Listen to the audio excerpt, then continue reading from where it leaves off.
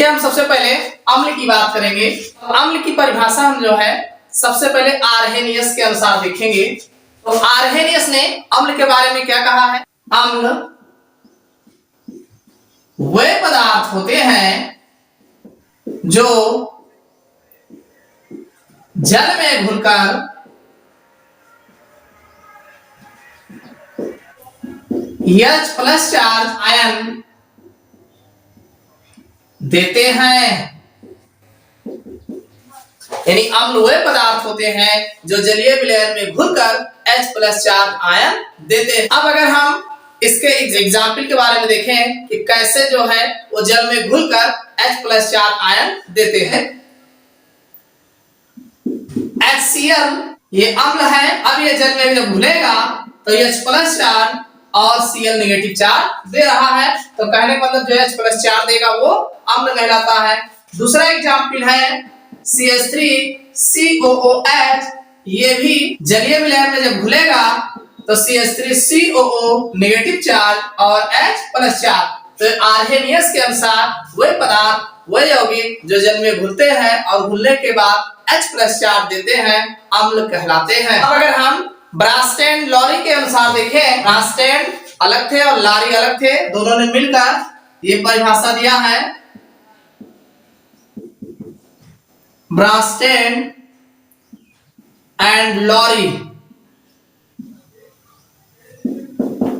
ब्रास्टैंड lorry ने अम्ल के बारे में क्या कहा है? अम्ल वे पदार्थ होते हैं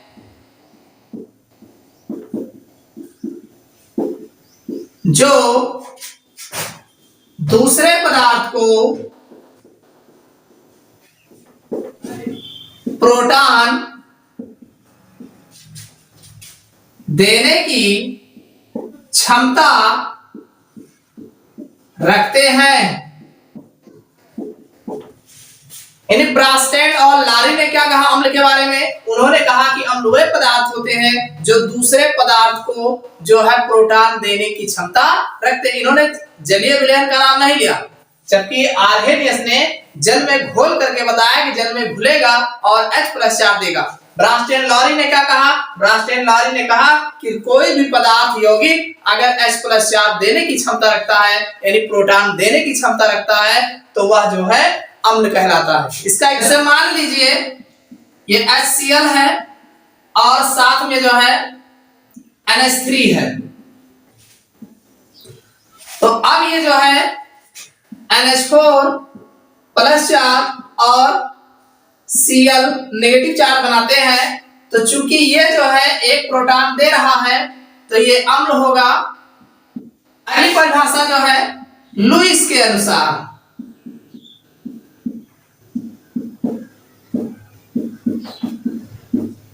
अम्ल की परिभाषा जो है हम लुईस के अकॉर्डिंग देखेंगे। लुईस ने क्या कहा है? अम्ल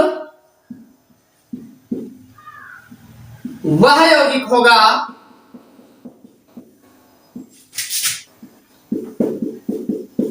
जो एक जोड़ी 1 पेयर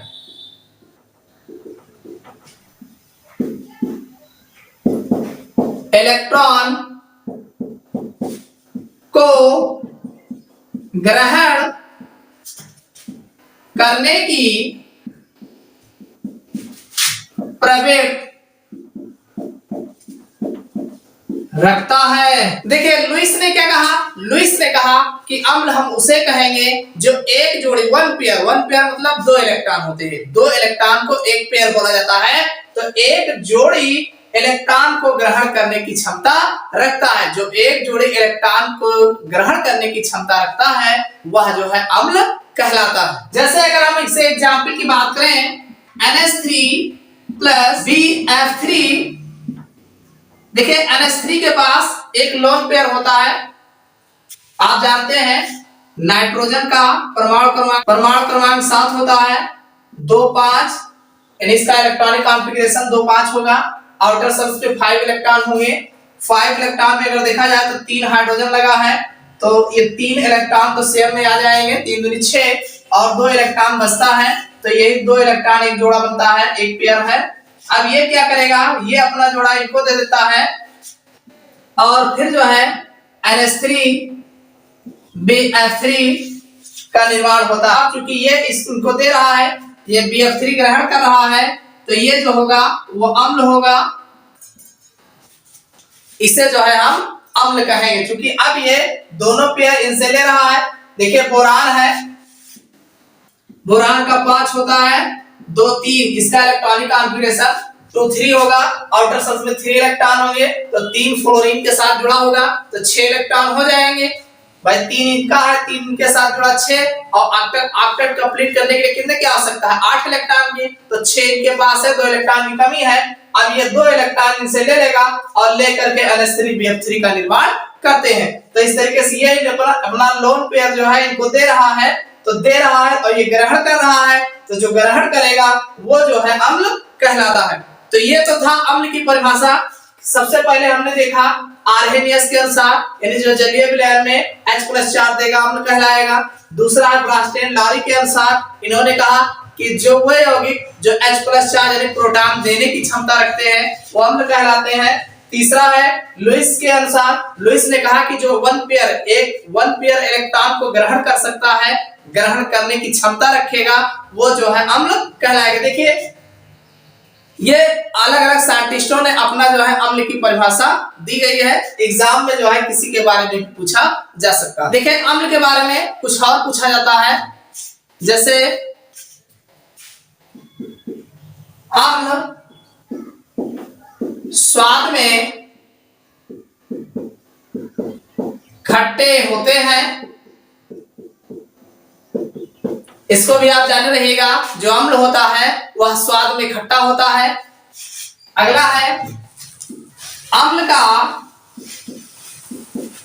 जलीय विलयन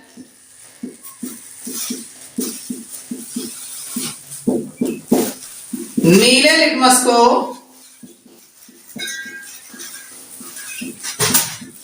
लाल कर देता है। देखिए अम्ल जो होता है नीले लिटमस को लाल कर देता है। अम्ल जो होते हैं वो नीले लिटमस को लाल कर देते हैं। अब कुछ अम्लों के उपयोग देख लेते हैं।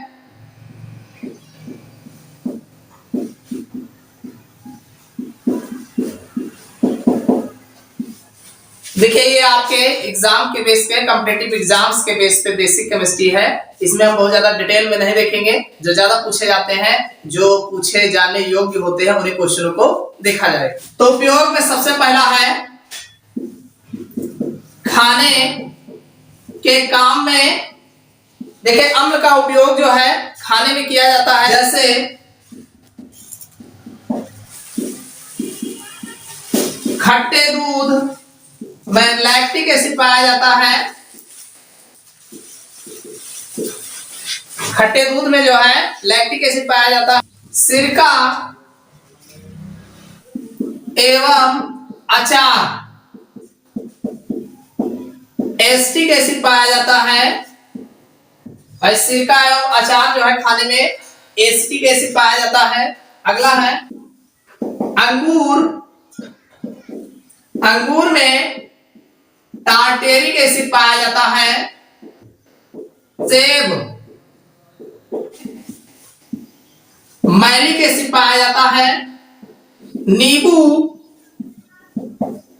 व नारंगी, इसे हम संतरा बोलते हैं, इसमें सिट्रिक एसिड पाया जाता है।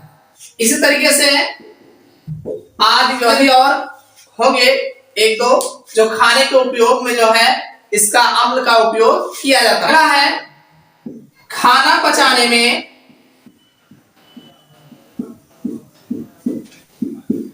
HCl अम्ल का उपयोग होता है। देखो जो खाना पचाया जाता है, हम लोग जो भोजन करते हैं, तो पचाने में अम्ल जो उपयोग की होता है वो HCl अम्ल जो है खाना पचाने में उपयोग होता है। अगला है नाइट्रिक अम्ल का उपयोग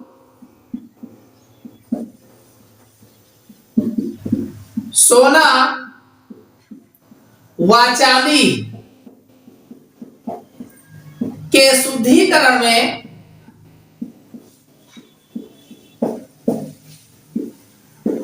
किया जाता है। देखिए जो नाइट्रिक अम्ल है HNO3 होता है, उसका उपयोग जो है सोना व चांदी के शुद्धिकरण में किया जाता है। अगला है लोहा पर जस्ते की परत चढ़ाने से पहले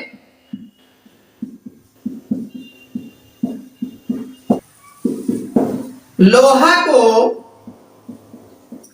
साफ करने में H2SO4 एवं HNO3 का उपयोग किया जाता है। देखिए लोहे पर जब जस्ते की परत चढ़ाई जाती है, लोहे पर जब जस्ते की परत चढ़ाई जाती है तो परत चढ़ाने के पहले लोहे को साफ करने में H2SO4 या HNO3 का उपयोग जो है किया जाता है। पहले H2SO4 या HNO3 से लोहे को साफ कर लिया जाता है, उसके बाद उस पर जस्ते की परत चढ़ाई जाती है। इंपॉर्टेंट और है, कपड़े से जंग के धब्बे हटाने के लिए ऑक्सैलिक एसिड प्रयुक्त किया जाता है।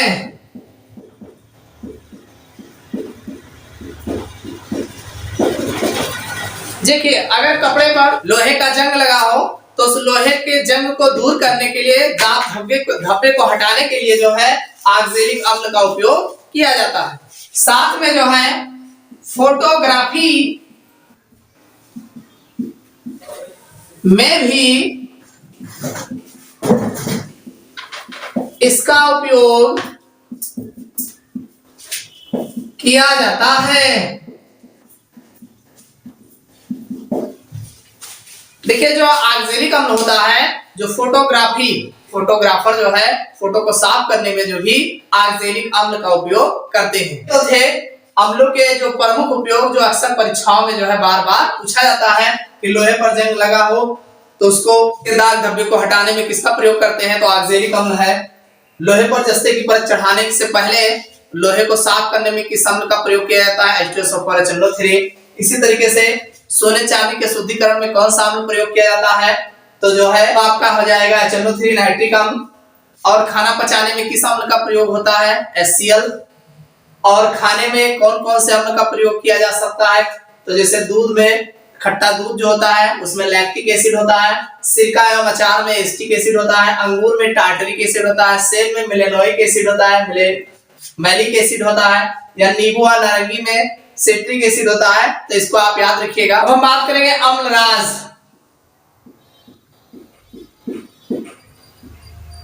जिसे एक्वा रेजिया कहा जाता है।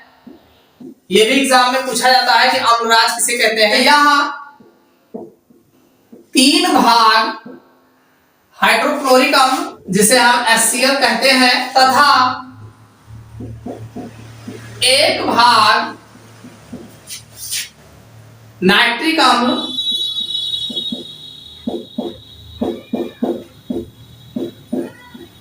जिसे हम जो है HNO3 कहा जाता है, को आपस में मिलाने से जो विलयन बनता है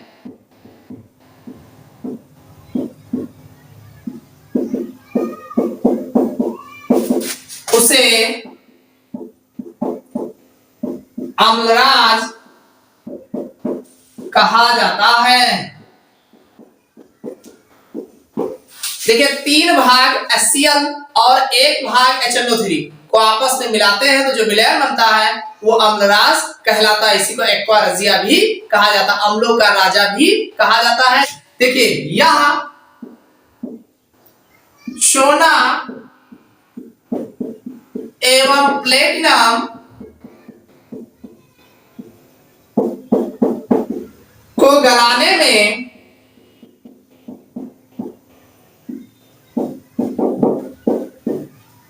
समर्थ होता है। देखिए जो अम्लराज होता है इसमें सोना पिघल जाता है और प्लेटिनम को भी ये गलाने की क्षमता इसके अंदर होती है। यानी अम्लराज जो है सोना और जो है ये प्लेटिनम को भी अपने में गलाने की क्षमता रखता है। कहने का मतलब अगर एक बूंद यहाँ पे रखा जाएगा तो ये गला करके नीचे जो है गिर जाता है। ये बहुत खतरनाक होता है। इसमें सोने चांदी को भी गलाया जा सकता है। अब हम बात करेंगे भस्म। इसी को जो है क्षार कहा जाता है, बेस। ठीक है, भस्म कहिए चाहे क्षार कहिए बात एक ही है। अब हम बेस को देखेंगे तो सबसे पहले क्षार वह यौगिक होते हैं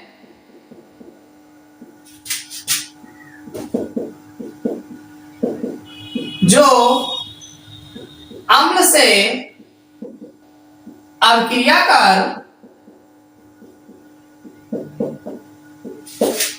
लवण बनाते हैं।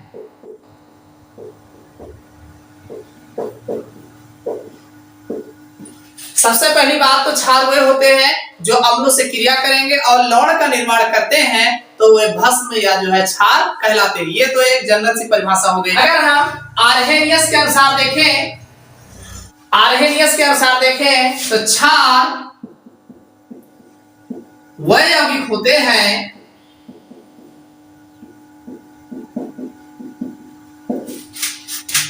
जो जलीय विलयन में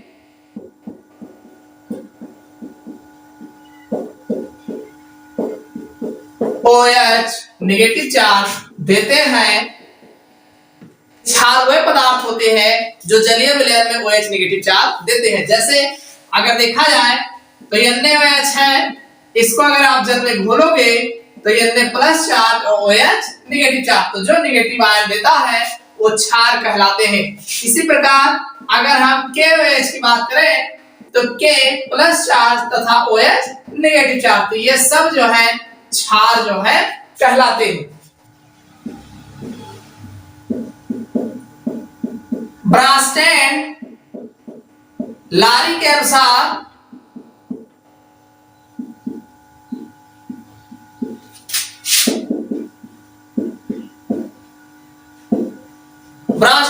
ने क्षार के बारे में क्या कहा है होगी,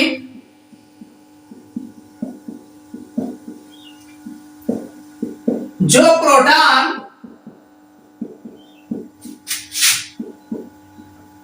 ग्रहण करने की क्षमता रखते हैं क्षार कहलाते हैं। ब्रांस्टेन और लारी ने क्षार के बारे में क्या कहा कि जो प्रोटॉन ग्रहण करने की यानी H प्लस चार्ज ग्रहण करने की यानी लेने की क्षमता रखता है वो क्षार कहलाता है। ऐसे अगर देखा जाए तो H2O है और ये H प्लस चार्ज है। अब ये इसको लेगा और बनाएगा H3O प्लस चार्ज। तो अब चूंकि ये प्रोटॉन है और ये जो है यहाँ पे क्षारक है, भाई ये क्षारक है, ये प्रोटॉन है, प्रोटॉन को ले रहा है और H3O बना रहा है, तो इसका मतलब ये जो है क्षार होगा क्योंकि ये प्रोटॉन को ग्रहण कर रहा है। इस प्रकार क्षारक वे सभी पदार्थ हो सकते हैं जो प्रोटॉन को ग्रहण कर सकते हैं। लुईस के अनुसार अगर हम लुईस के अनुसार देखें तो वह यौगिक जो एक जोड़ी 1 पेयर इलेक्ट्रॉन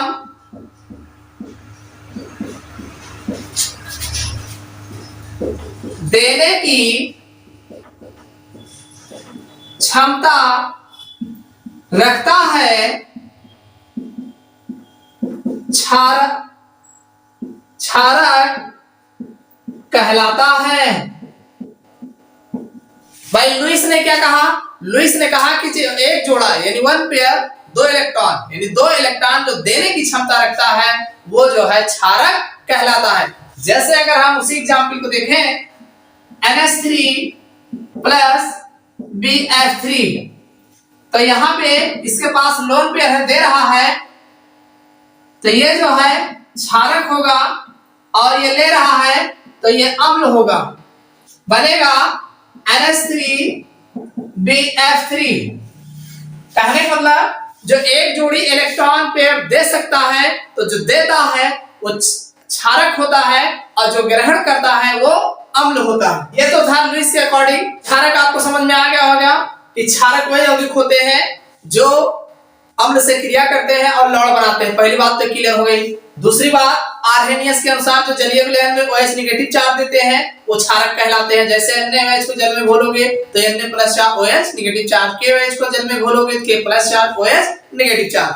अगला है ब्रास्टेन लॉरी के अनुसार, तो उन्होंने कहा कि जो प्रोटॉन ग्रहण करने की क्षमता रखता होगा वो क्षारक कहलाएगा और जो प्रोटॉन देने की क्षमता रखता होगा वो अम्ल कहलाएगा। ये है ब्रास्टेन लॉरी के अनुसार।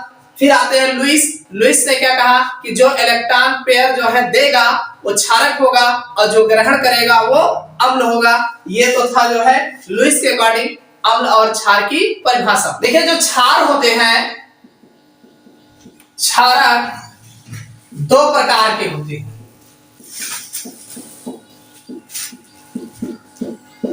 क्षारक जो होते हैं ये दो प्रकार के होते हैं। एक तो है जल में विलय क्षारक। अब ये जल में विलय कौन कैसे होते हैं? यह लाल लिटमस पत्र को नीला कर देता है।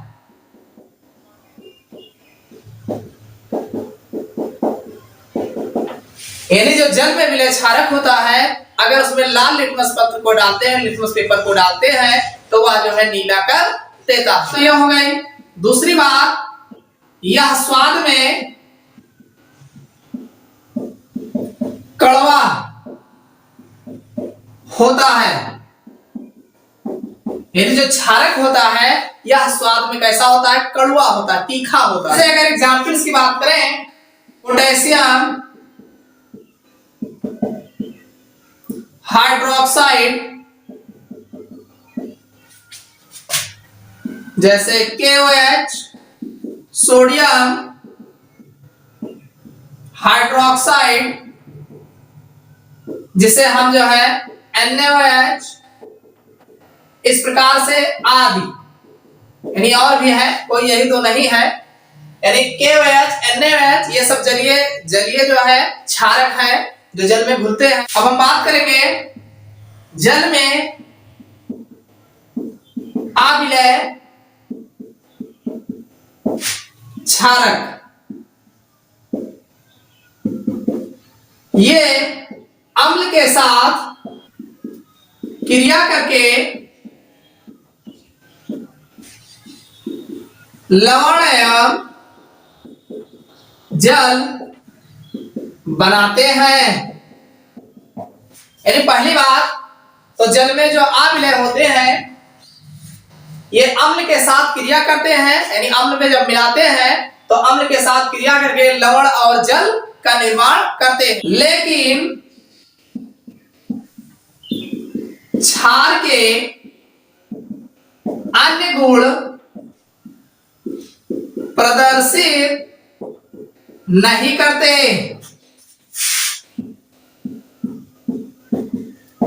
यानी कहने का मतलब ये क्षारक तो होते हैं, अम्लों से क्रिया करेंगे, लवण और जल का निर्माण करते हैं, लेकिन और जो क्षारों के गुण होते हैं सभी गुणों को ये प्रदर्शित नहीं करते, यानी वो और सब गुणों को फॉलो नहीं करते। एग्जाम्पल्स की बात करें, ZnO, CuOH का होल FeO, Fe2O3 आदि। देखिए ये ऐसे क्षारक हैं जो अम्लों के साथ क्रिया करेंगे, लवण और जल बनाएंगे, लेकिन जो है और जो है क्षारों का गुण प्रदर्शित नहीं करते। जैसे ZnO जिंक ऑक्साइड, CuOH का whole times copper hydroxide, FeO और Fe2O3, इस तरीके से आदि जो है अन्य जो है क्षारक। तो हम बात करेंगे कुछ प्रमुख क्षारों के उपयोग, सबसे पहला है कैल्शियम हाइड्रोक्साइड,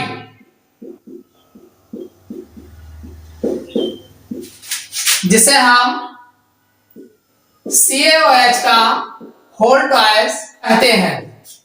सबसे पहले हम कैल्शियम हाइड्रोक्साइड के उपयोग के बारे में जानें। तो इसका पहला उपयोग है घरों में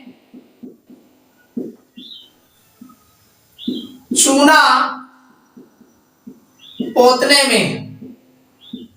पहला उपयोग है, ये घरों की पुताई करने में इसका उपयोग किया जाता है।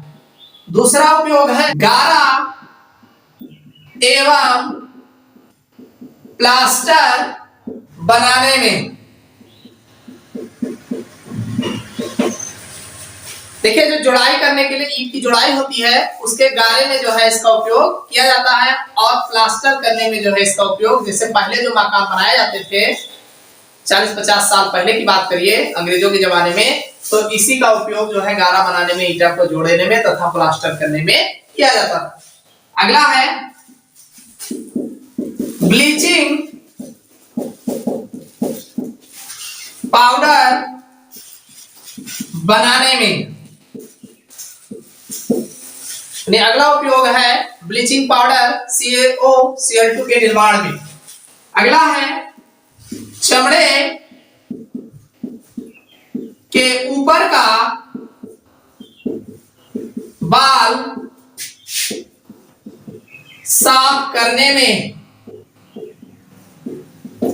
जो चमड़े होते हैं, चमड़े के ऊपर के बाल को साफ करने में CaOH का होल ट्वाइस का उपयोग किया जाता है। अगला है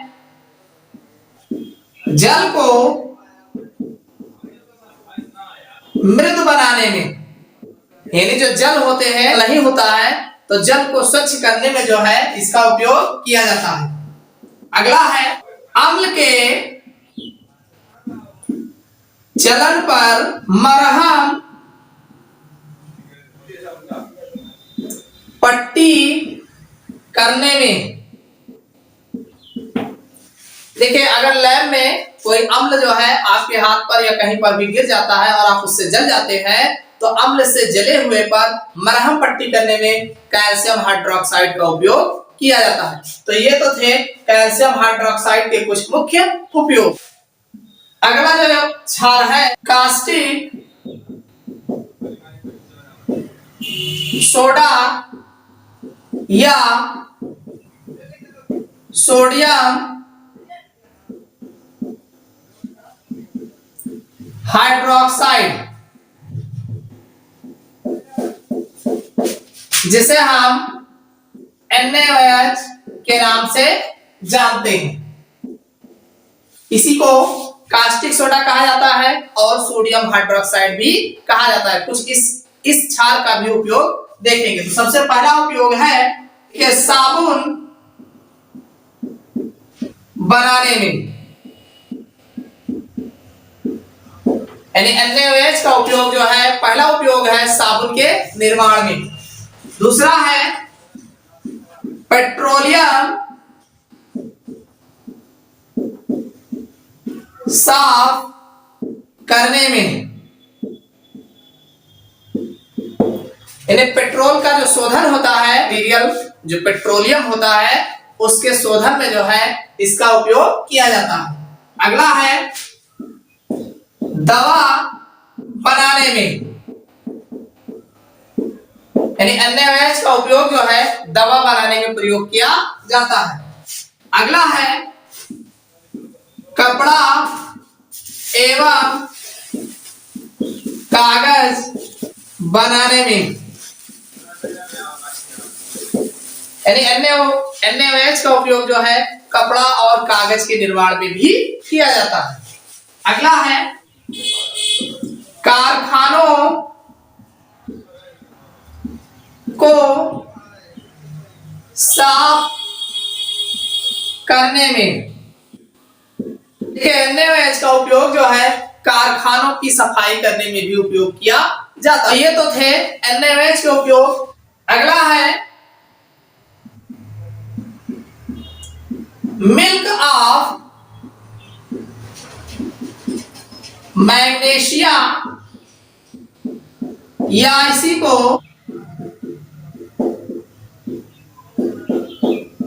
हाइड्रोक्साइड